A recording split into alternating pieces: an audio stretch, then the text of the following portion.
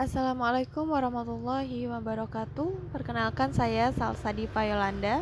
Di sini saya ingin mempresentasikan hasil aplikasi berbasis web dari Laravel yang saya buat. Gitu. Oke, langsung saja. Ini untuk tampilan admin loginnya dan ini masuk ke dashboard sebagai admin.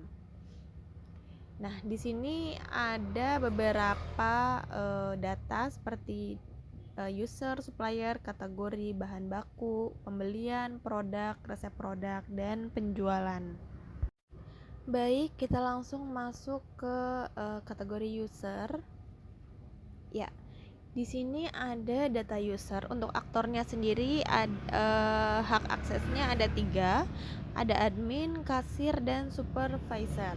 Oke, kita contoh yang belum ada, kita tambahkan kasir. Di sini fungsi admin ini memproses pembelian bahan baku, mengelola master data, jadi user, supplier, bahan baku, produk, resep, dan memantau stok. Kemudian kasir ini berfokus pada operasional harian transaksi penjualan kepada pelanggan. Dan tugas supervisor ini memantau laporan performa penjualan, mengevaluasi persediaan stok, dan mengambil keputusan bisnis strategi. Oke.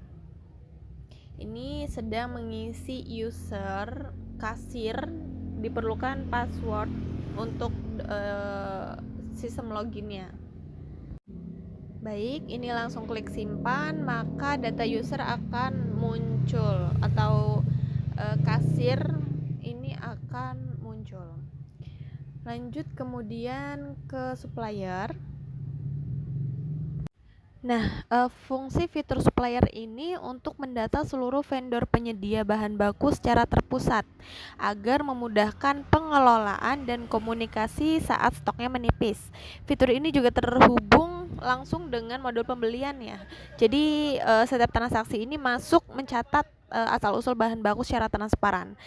Sekaligus juga menyimpan riwayat pasokan yang dapat dievaluasi oleh supervisor nanti untuk memilih vendor atau supplier yang terbaik nantinya.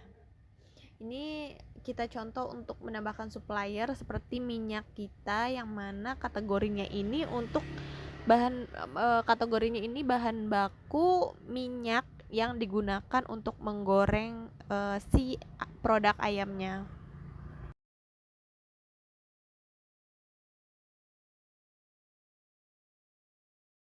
Nah, lalu kita klik simpan, maka data supplier akan berhasil tersimpan di kategori supplier ini. Oke, kita lanjut ke kategori.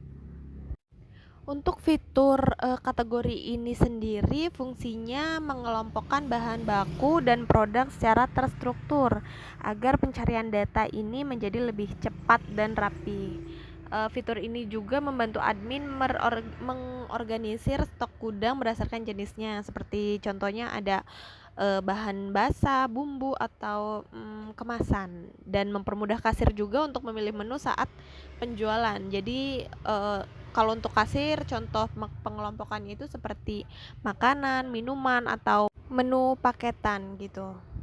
Serta menyajikan laporan penjualan yang lebih rinci berdasarkan kelompok produk. Nah, di sini langsung klik simpan untuk kategori minyak yang suppliernya baru dibuat tadi. Maka minyak akan muncul sebagai kategori di bahan bakunya. Lanjut untuk menu bahan baku. Nah, fitur bahan baku sendiri ini fungsinya untuk mengelola seluruh data persediaan barang mentah. Contohnya seperti stok, satuan, dan batas minimum, supaya terhindar dari resiko kehabisan bahan saat operasional gitu. Jadi fitur ini tuh terhubung dengan modul pembelian untuk menambah stok masuk dan modul resep produk, sehingga stok bahan mentah ini akan berkurang secara otomatis dan akurat setiap kali kasir melakukan transaksi di penjualan. Nah, ini untuk bahan baku yang baru saja dibeli seperti minyak, supplier, dan nama bahannya ini sudah otomatis akan muncul ketika kita menambahkan supplier dan kategori yang tadi di awal gitu.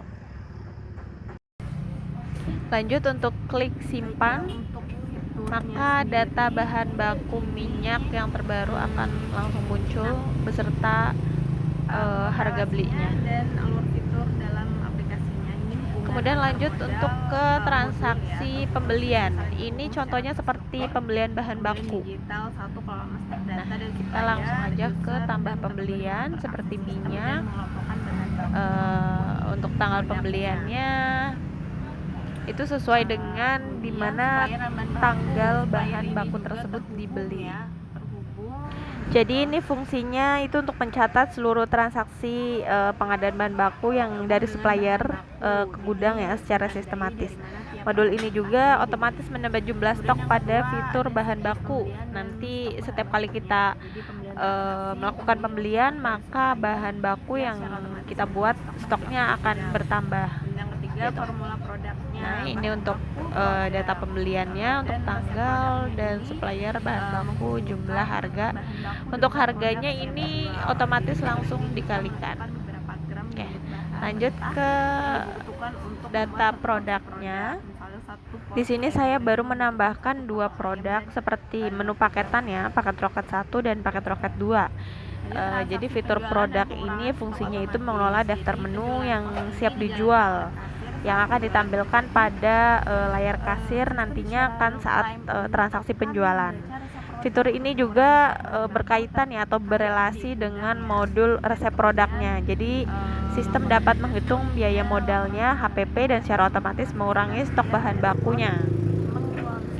Nah, ini untuk tampilan resep produknya.